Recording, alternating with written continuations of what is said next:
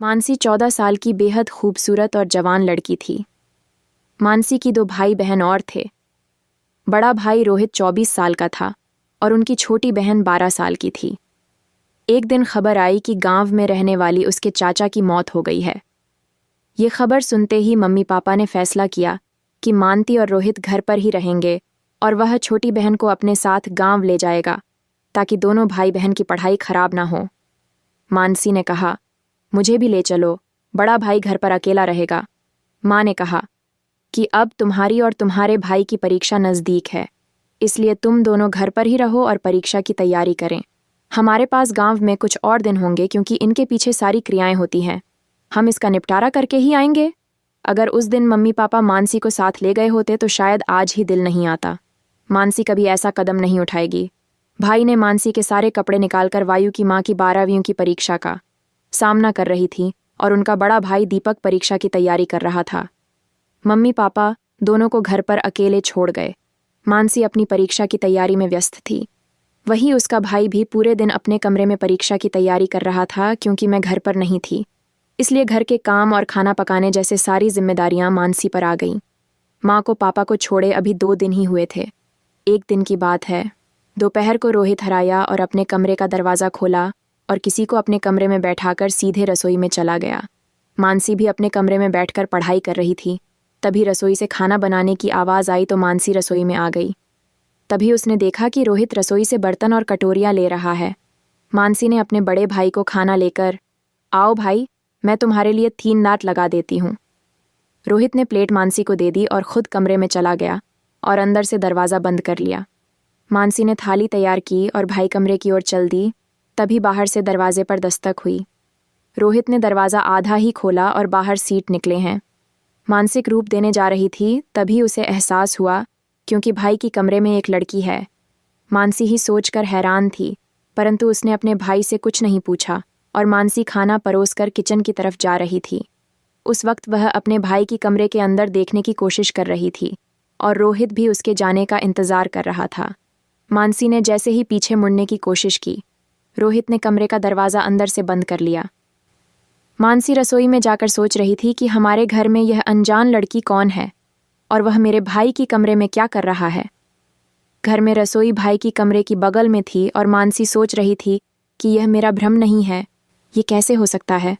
मानसी अपना मन हटाने की कोशिश कर रही थी। ये कितनी तेज़ी से उसके दिमाग पर असर कर रहा था। मानसी वही किचन में खाई थी। कुछ ही देर में रोहित खाने की प्लेट लेकर आ गया और किचन में रख दिया और मानसी से कहा कि मानती तुम्हारे लिए चाय बनाकर लाई है। मैं और मेरा दोस्त कमरे में पढ़ाई कर रहे हैं और जब मैं आ रहा था फिर मैं घर का सारा सामान ले आया और आप इसे देखें।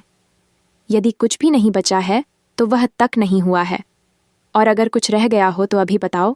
जब हम पढ़ रही हूँ तो हमें परेशान मत करो। मानसी बोली, अच्छा भाई, मैं आपके लिए 5 मिनट में चाय बनाकर लाती हूँ। मानसी चाय बनाने के साथ साथ आटा भी बनाती थी। रोहित वहीं खड़ा चाय का इंतज़ार कर रहा था। रोहित ने मानसी से कहा कि तुम ही खाना नहीं खाना है। तब माँ की नहीं बताया कि आप स्कूल आते समय मैंने अपनी बहन के साथ बाहर नाश्ता किया, इसलिए मुझे भूख नहीं है। इसलिए मैं काम निपटाने के बाद दीदी अपने कमरे में सोने चला जाता हूँ। कुछ ही देर में चाय तैयार हो गई और रोहित 2 कप चाय लेकर अपने कमरे में चला गया। लेकिन मानसी के मन में लड़कियों की बची हुई थी। मानसी ने तो समा बांध दिया था और कमरे में जाने की तैयारी कर रही थी। फिर मैंने सोचा कि मुझे थोड़ी देर भाई की कमरे के बाहर खड़ा रहना चाहिए, शायद कुछ आवाज़ सुनाई दे। लेकिन भाई की कमरे से कोई आवाज़ नहीं आई। लेकिन मानसी से नहीं रहा गया। उसका कमरा ऊपरी मंजिल पर था, इसलिए वह सीढ़ियों से ऊपर जा रही थी। भाई के कमरे में हूँ ऊपर की ओर जाने लगा हुआ था। मानसी ने सोचा कि जाली से देखूंगी तो कुछ पता चलेगा। मानसी नहीं जानते देखा तो उसके होश उड़ गए।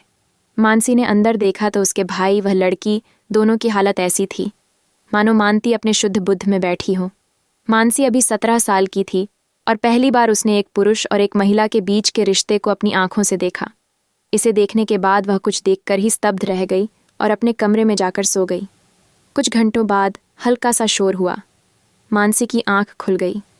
उसने देखा कि आवाज़ कम रेट नहीं थी, लेकिन उनके घर का लैंडलाइन फ़ोन बज रहा था। मानसी नहीं, नींद नहीं, फ़ोन उठा लिया। इससे पहले कि मानसिक ऑन कर कुछ कहते, सामने से एक लड़की की आवाज़ आई और कहने लगी, रोहित, मुझे तुम्हारी बहुत याद आती है। आज हमारे बीच जो कुछ हुआ वह मेरी आंखों के सामने हो रहा है। इससे पहले कि मानसिक कुछ कहती, उसे रोहित की सीढ़ियों पर चढ़ने की आवाज़ सुनाई दी। उसने झांकी, फ़ोन रख दिया। वह सोने का नाटक करने लगी। रोहित कमरे में आया और उसने देखा कि मानसी अभी भी वहीं थी, तो उसने जल्दी से लड़की को फ़ोन किया और फ़ोन पर ढेर सारी रोमांटिक बातें की। मानसी सोते हुए यह सब सुन रही थी। मानसी नहीं, ऐसी बातें पहले कभी नहीं सुनी थीं, और जो उसने देखा वह कुछ ऐसा था जो उसने पहले कभी नहीं देखा था। ये सभी हलचल हिमांशु को एक बच्ची से एक जवान आदमी की ओर ले जा रही थी। रोहित अभी भी फ़ोन पर बात कर रहा था। बातें करते करते उसे रात हो गई।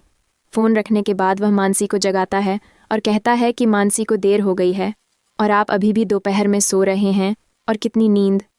मानसी हालत दिखाने की बजाय उठ खड़ी हुई और बोला, क्या समय हो गया है?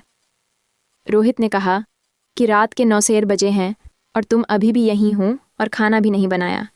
मानसी नहीं, फास्ट फूड बनाया और दोनों भाई बहन को खा लिया। तभी रोहित ने कहा, सो जाओ, जब साहब और मुझे सुबह जल्दी यूनिवर्सिटी जाना है तो नाश्ता भी तो बनाना है। इतना कहकर रोहित अपने कमरे में सोने चला गया। मानसी भी अपने कमरे में चली गई, लेकिन बिस्तर पर लेटे लेटे हैं। उसे सिर्फ उस दिन हुई घटना और रोहित द्वारा फ़ोन करते ही गई गंदी गंदी बातें ही याद आ रही थीं। मानसी की शरीर में अजीब सी हरकत होने लगी। मानसी ने सब कुछ अपनी आंखों से देखा और अपने कानों से सुना। मानसी का दिमाग ही अब उसे गलत दिशा में नहीं जा रहा था। मानसी का मन है उसके वश में नहीं था। वह दिन रात बस इसी के बारे में सोचती रहे।